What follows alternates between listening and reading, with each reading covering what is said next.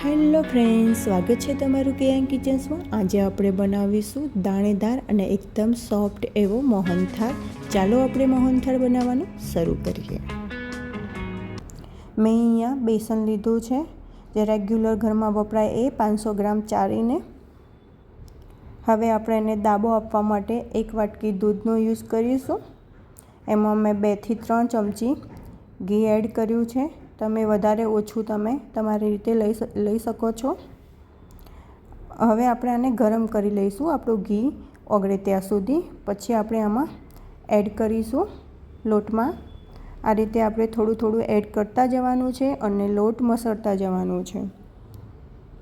અને આપણે એક મુઠ્ઠી વાળીને ચેક કરી લેવાનું। આ રીતે આપણે પહેલાં મસળી લઈશું બધો લોટ, અને આ રીતે ચેક કરી લેવાનું એટલે આપણો દાબો અપાઈ ગયો છે। હવે એને 15 મિનિટ સાઈડમાં રાખીને ચાળણી, મોટી જાળીવાળી ચાળણી આવે એમાંથી આપણે આ લોટ આપણે ચાળી લઈશું।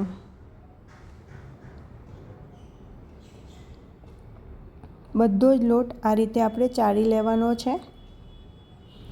તમે જોઈ શકો છો કે આપણો લોટ ચડાઈ ગયો છે, એકદમ સરસ દાણાવાળો બની ગયો છે। હવે આપણે એક કઢાઈ લઈશું, એમાં ઘી એડ કરીશું। મેં અહીંયા 150 ગ્રામ જેવું અત્યારે ઘી લીધું છે। એ ગરમ થાય પછી જે આપણો દાબો આપેલો જે લોટ હતો એ આપણે આમાં એડ કરીશું। આ લોટ એડ કર્યા પછી આપણે એને શેકી લઈશું ગેસની મીડિયમ ફ્લેમ ઉપર।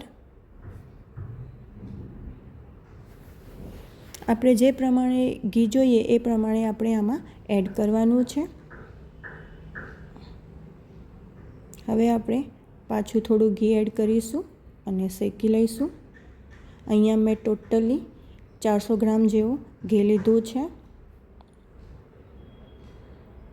આ રીતે આપણે એને શેકી લેવાનું છે।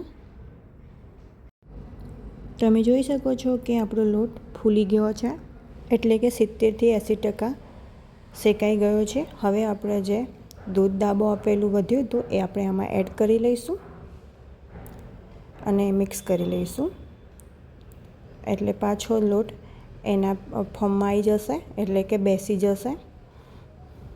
આ રીતે આપણે લોટ શેકી લેવાનો છે અને ગેસની ફ્લેમ બંધ કરી દેવાની છે। તમે જોઈ શકો છો કે આપણો લોટ શેકાઈ ગયો છે। તમારે અહીંયા ખાસ ધ્યાન રાખવાનું, નહીં તો આપણો લોટ સરખો શેકાય નહીં તો મોહનથાળ ચીકણો બનશે। હવે આપણે ચાસણી બનાવી લઈશું। અહીંયા અમે 450 ગ્રામ જેવી ખાંડ લીધી છે। મેં 500 ગ્રામ બેસન લીધું હતું તો 450 ગ્રામ જેવી ખાંડ લીધી છે। તમારે વધારે ગળી જોઈતું હોય તો 500 ગ્રામ લઈ શકો છો। અને એમાંથી અડધું આપણે પાણી લઈશું।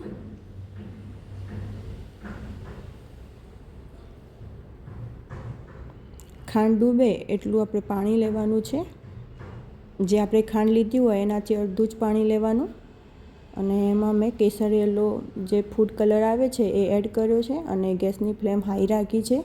જ્યાં સુધી આપણી ખાંડ આંગળી ના જાય ત્યાં સુધી આપણે આને મિક્સ કરતા રહીશું। પછી ગેસની ફ્લેમ મીડિયમ રાખીશું અને આ રીતે આપણે ચાસણી ચેક કરવાની છે। જો એક આખો તાર બની જાય તો આપણી ચાસણી થઈ ગઈ છે। હજુ આપણો તાર બન્યો નથી, થોડી વાર ચાસણી આપણે ઘટ થવા દઈશું। આપણી ચાસણી હવે થઈ ગઈ છે। હવે આપણે જે આપણો શેકેલો લોટ હતો એમાં એડ કરી લઈશું અને મિક્સ કરીશું। અહીંયા આપણે ચાસણીનો એક તાર થવા દેવાનો છે। જો તમારો એક તાર ચાસણીનો થઈ જાય તો આપણી ચાસણી રેડી છે। અને આપણે જે ચાસણી રેડી છે એ આપણે આમાં થોડી થોડી કરીને એડ કરી લઈશું અને એને મિક્સ કરતા જઈશું।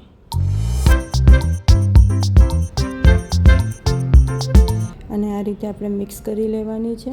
જો તમારે બીજી રીતે ચાસણી ચેક કરવી હોય તો તમે એક ટીપું વાટકીમાં પાડી લેવાનું અને ઠંડુ થાય ત્યાં સુધી આપણે જોવાનું। જો એક જગ્યાએ જામી જશે તો આપણી ચાસણી તૈયાર છે। ચાસણીમાં ખાસ ધ્યાન રાખવાનું છે, નહીં તો તમારો મોહનથાળ જામશે નહીં।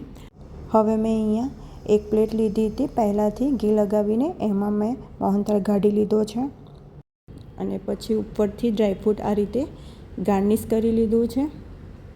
હવે આપણે આને 6 કલાક માટે જામવા માટે રાખીશું। પણ મેં અહીંયા 2 કલાક થયા પછી મેં અહીંયા કાપા પાડી લીધા હતા.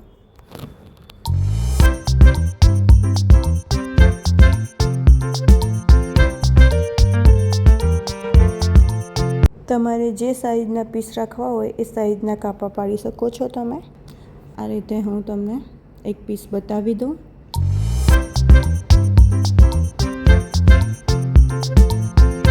જો તમે જોઈ શકો છો એકદમ દાણેદાર અને પોચો એવો આપણો મોહનથાળ બન્યો છે.